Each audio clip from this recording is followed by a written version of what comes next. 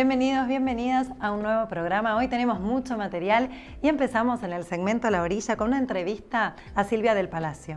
Después, en el segmento Avistando Faros, vamos a conocer un poco sobre el faro Monte Loaiza. Vamos a verlo.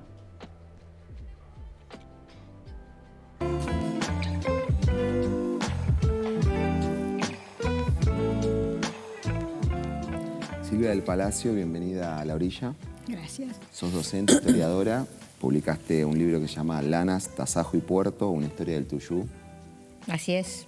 ¿Cómo arranca la historia? Bueno, la historia de Lanas, Tasajo y Puerto es como haber parido un hijo, porque me llevó más tiempo. En realidad,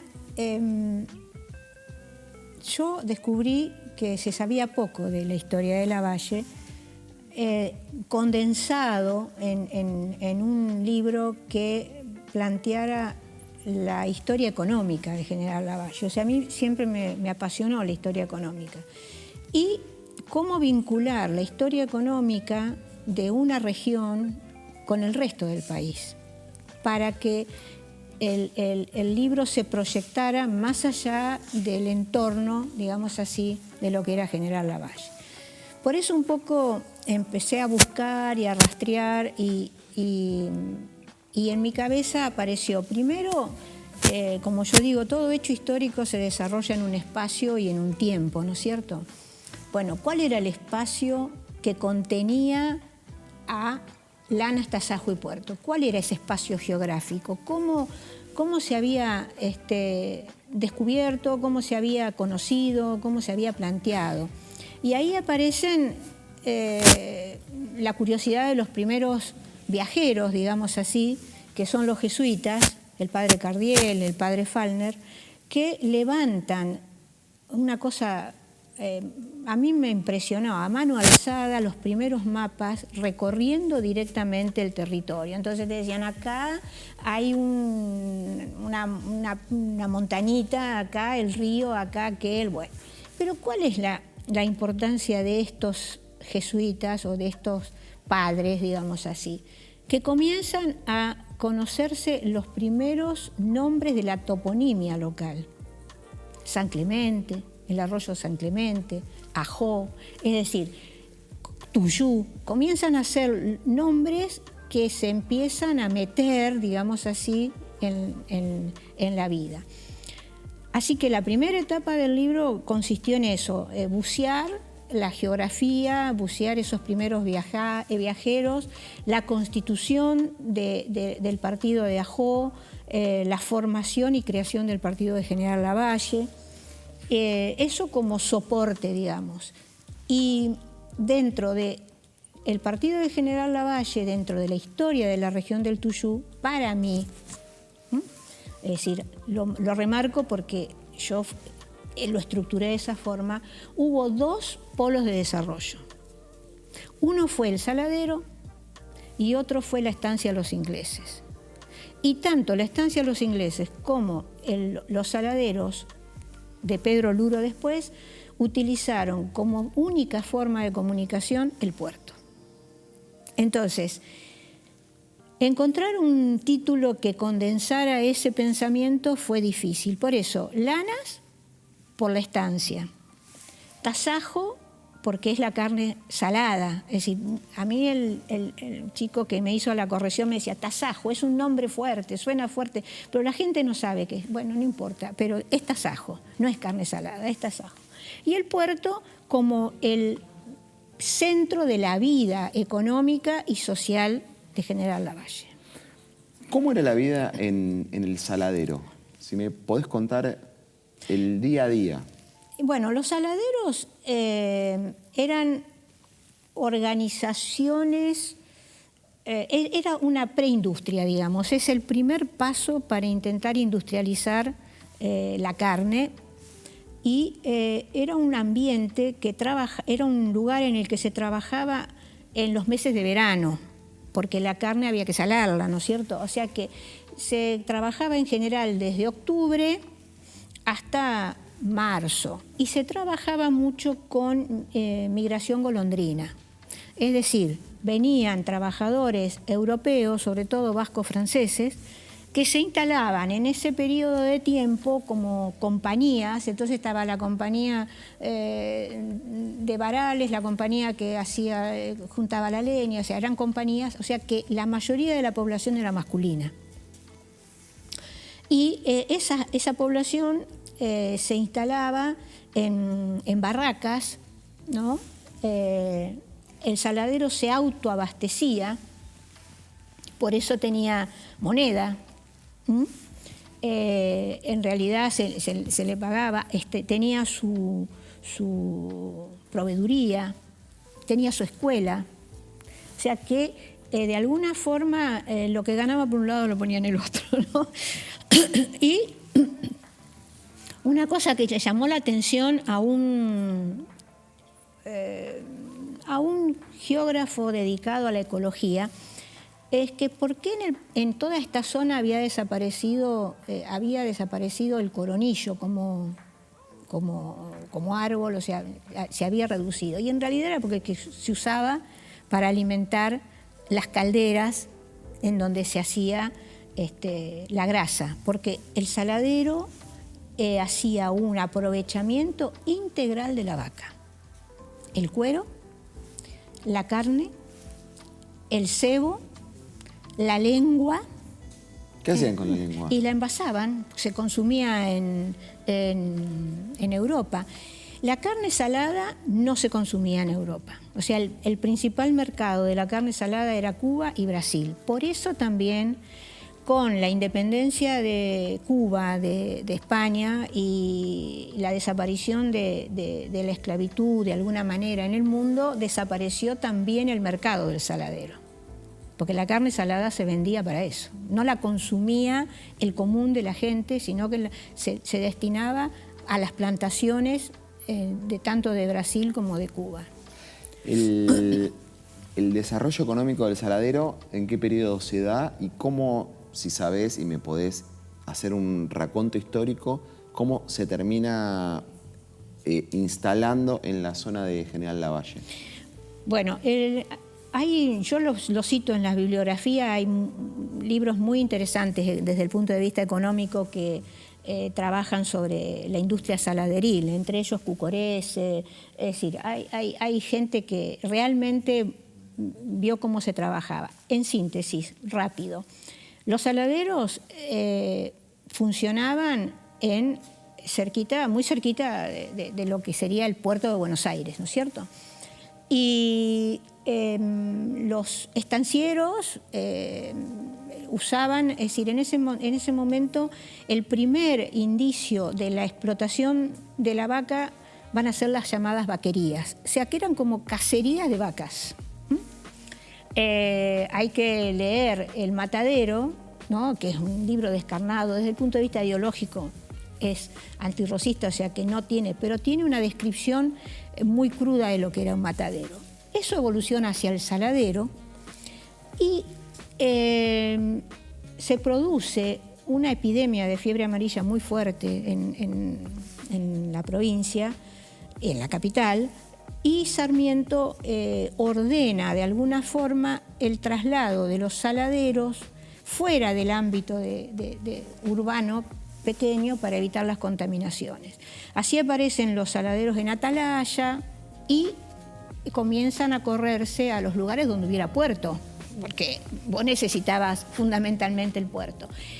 Y así es como Pedro Luro, que ya estaba en Dolores, y que dice la leyenda, probablemente sea cierto, que se había quedado con campos, o sea, él había ido a Dolores y decidió plantar árboles, porque el tipo le dijo, bueno, por los árboles que forestes te doy la tierra, una cosa así. Pero bueno, y Pedro Luro se acercó hacia Lavalle y vio la posibilidad de instalarse con ya unos saladeros más evolucionados. Ya funcionaban en General Lavalle 2 graserías, que de alguna manera las graserías se usaban para sacrificar los animales viejos, sobre todo las ovejas, y transformarlo en cebo. Una cosa que es importante decirte es que la oveja estaba totalmente depreciada en el país. De hecho, no había cruza, pero vos fíjate qué interesante, y está vinculado directamente al saladero, los ingleses, que eran en realidad escoceses, y que se habían instalado en el país alrededor de 1820, 1830, que compran esta estancia, que el saber popular habló de los ingleses, ellos comienzan a mestizar el ganado ovino. Son unos innovadores. Como buenos escoceses, conocían la lana, conocían la oveja, introducen en el país los primeros ovinos Lincoln. ¿Y sabes por qué? No. Bueno, porque el merino, que era el que estaba en el país, se bichaba con los pastos, con los suelos pantanosos, o sea, así medio barroso. En cambio, el Lincoln tenía mayor resistencia. Me río porque un veterinario se reía cuando leía, dice, bueno, ¿tuviste que leer? Y sí, bueno, tuve que leer bastante. Así que un poco en ese fenómeno aparecen los saladeros. Y los saladeros están en el libro las planillas de faenamiento de la cantidad de cabezas que se faenaban en la temporada, digamos así, de saladero para la exportación. Silvia, ha sido clarísima. Tus palabras han no solamente, por lo menos a mí, desasnado en muchos temas. Bueno, me alegro. Te agradezco el tiempo y la predisposición para contar una parte del libro que está en Lanas, Tasajos y Puertas. Gracias.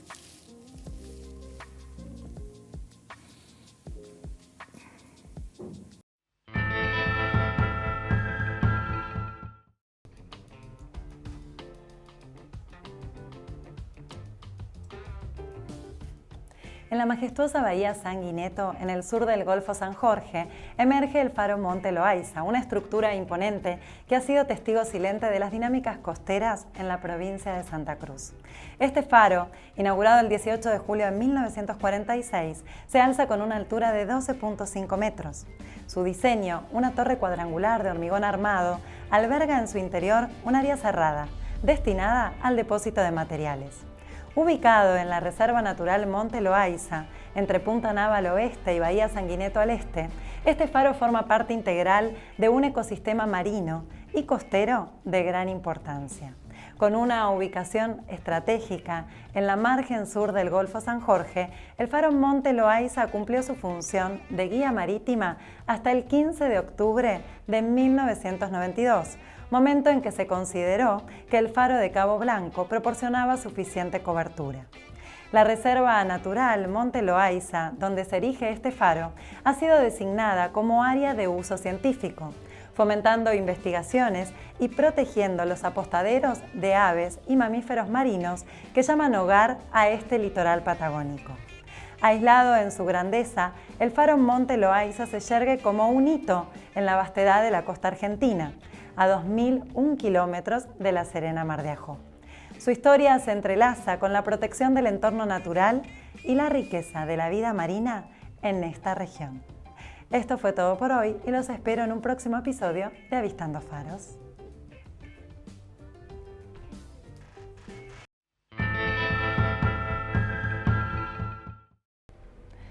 Continuamos con el programa y hoy, para cerrar, tenemos el segmento Polímatas, la columna de Germán Doin, que va a hablar sobre una escuela donde pueda ser libre. Vamos a escucharlo y con eso cerramos el programa y los espero en una próxima edición.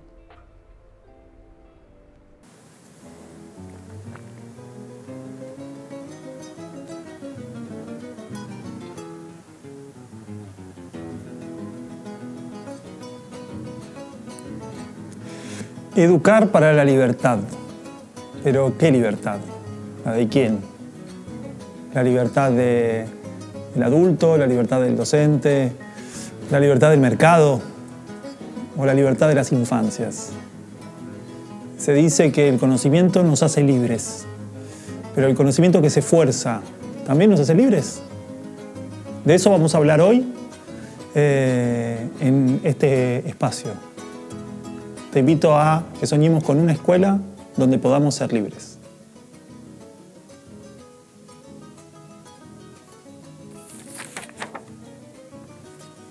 ¿Te has preguntado alguna vez por qué nuestros niños no tienen la libertad de elegir qué y cómo quieren aprender? ¿Qué sucedería si la libertad fuera un pilar fundamental en su proceso educativo? ¿Es posible que la autonomía en la construcción de sus propios caminos de aprendizaje sea esencial para su desarrollo?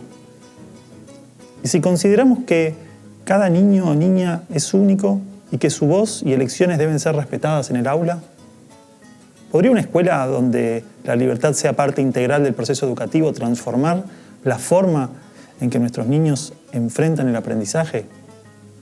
¿Cómo afectaría esto a su capacidad de explorar, descubrir y crecer?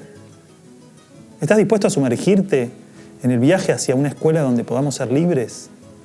De eso se trata lo que hablaremos hoy en el 5º capítulo de La Escuela que Soñamos.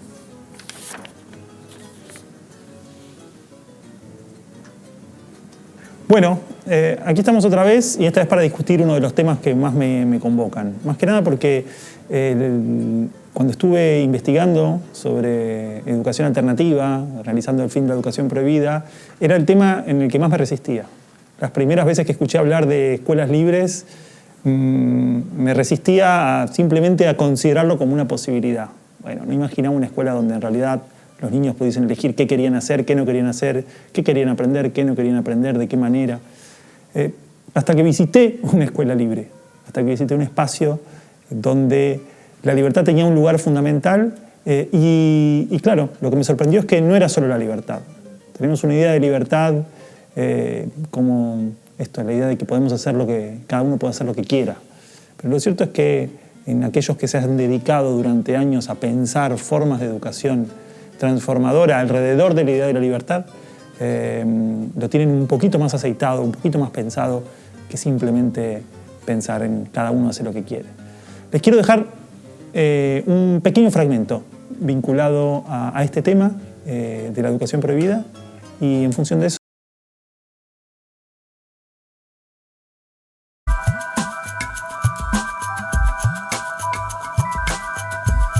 La vida está llena de opciones y hay que aprender a tomar opciones. Por eso la organización de todo el material educativo lleva a que los niños puedan tomar decisiones. Un ambiente que respete sus necesidades, que se pueda mover, que tenga una serie de materiales, que pueda descubrir, que pueda tocar, que pueda seguir sus propios impulsos, sin nadie que le pretenda enseñar. Donde los alumnos pueden elegir las materias que no quieren hacer, las que quieren hacer, donde pueden proponer actividades autogestionadas por ellos. Una escuela abierta, una escuela donde el estudiante no tenía que rendir cuentas a nadie, donde cada quien podía ser sí mismo. Entonces, el que quiere entra aquí, el que quiere entra aquí. Entonces, niños de diferentes edades, por sus propios intereses, acceden a eso. La libertad de aprender lo que quieren aprender, de aprender a su tiempo y no aprender lo que no quieren aprender. Las ideas de educación libre nacen de donde nos imaginamos, del anarquismo. En un momento en el cual las instituciones se estaban consolidando, también se estaban consolidando nuevas formas de pensar el aprendizaje. Pero lo cierto es que fueron muy presentes y estuvieron muy cercanas en lo que es el nacimiento de la pedagogía.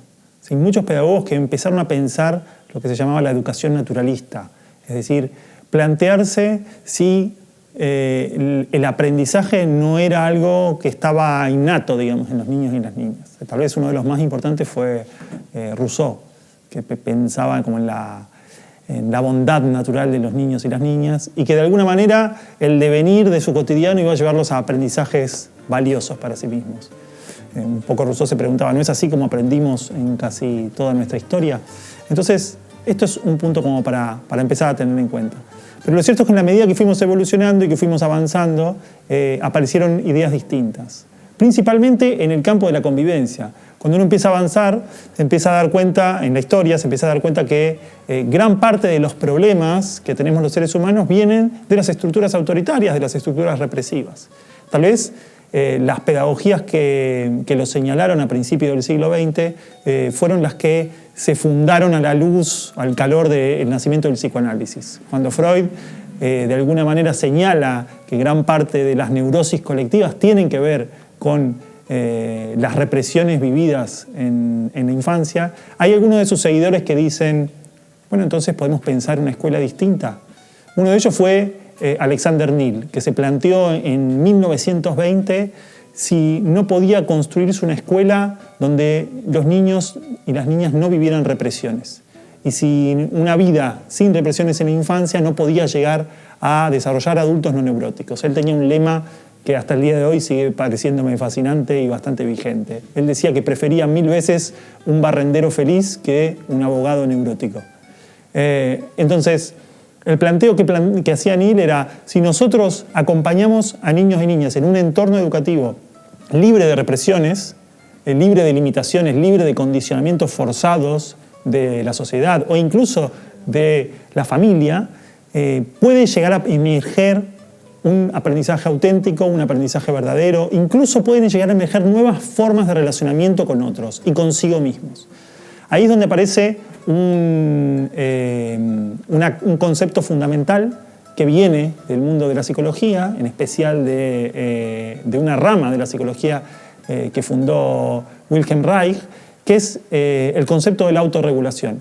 Wilhelm Reich decía que todos los seres vivos tenemos la capacidad de organizarnos a nosotros mismos y construirnos a nosotros mismos y de alguna manera pensarnos espacios de equilibrio, lugares de equilibrio, que no necesitamos una fuerza externa que nos diga qué es lo equilibrado, sino que en un contexto cuidado podemos garantizarnos cómo construir el equilibrio. Así como podemos aprender a caminar solos, no necesitamos técnicamente que alguien nos dé las manos y que nos enseñe a caminar, podemos encontrar el equilibrio en justamente el dominio de la libertad. Pero para eso necesitamos la libertad, para eso necesitamos un entorno cuidado donde podemos movernos libremente. Entonces ellos se pensaron en diseñar entornos educativos libres, donde los niños pudiesen elegir, pero con ciertos límites. Ahí es donde aparece este elemento. La libertad tiene un borde, tiene un límite, ¿no?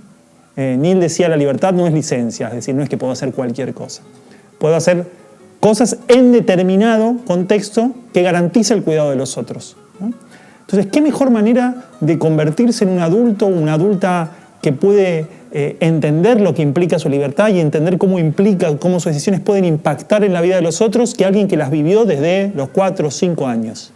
Entonces, la apuesta de Neal y la apuesta que duró 100 años, porque su escuela sigue funcionando hasta el día de hoy, es justamente que si nosotros permitimos que los niños elijan libremente desde pequeños, van a ir teniendo de alguna manera un músculo que tiene que ver con poder navegar en la libertad sin invadir, sin someter, sin oprimir, ¿no?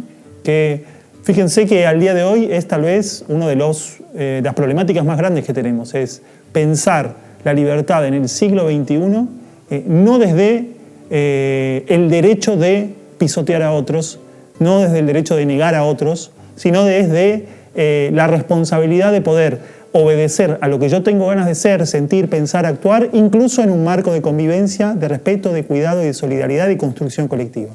Entonces esto para nosotros es fundamental.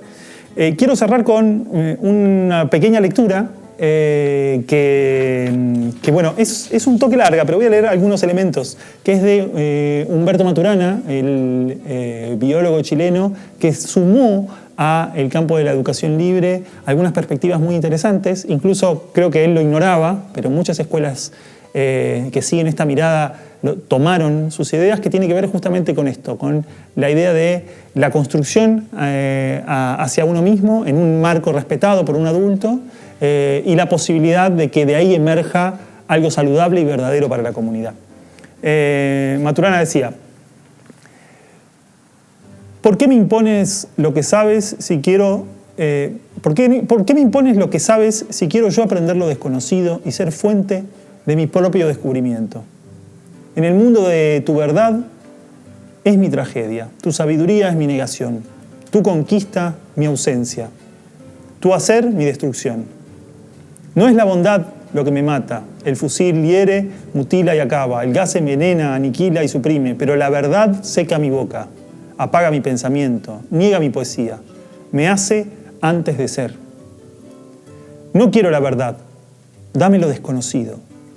Déjame negarte el hacer, mi mundo, para que yo pueda también ser mi propia negación y a mi vez ser negado. ¿Cómo estar en lo nuevo sin abandonar lo presente? No me instruyas, déjame vivir viviendo junto a mí, que mi riqueza comience donde tú acabas, que tu muerte sea mi nacimiento.